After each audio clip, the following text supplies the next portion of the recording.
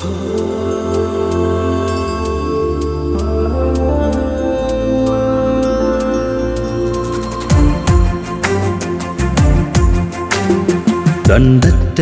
മുറിക്കും വാളുവചനം. ആമേൻ, ആമേൻ.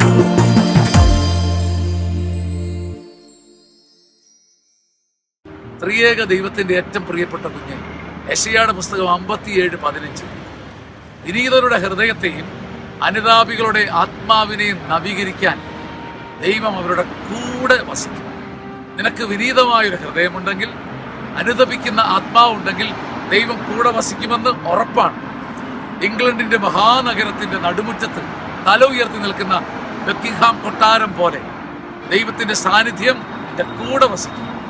നിനക്ക് വിനീത ഹൃദയമുണ്ടെങ്കിൽ, അനുതപിക്കുന്ന ആത്മാവുണ്ടെങ്കിൽ ദൈവത്തിന്റെ സാന്നിധ്യം നിനക്ക് ഉറപ്പാണ്. ദൈവത്തിന്റെ സാന്നിധ്യം നിന്റെ കൂടെ വസിക്കട്ടെ.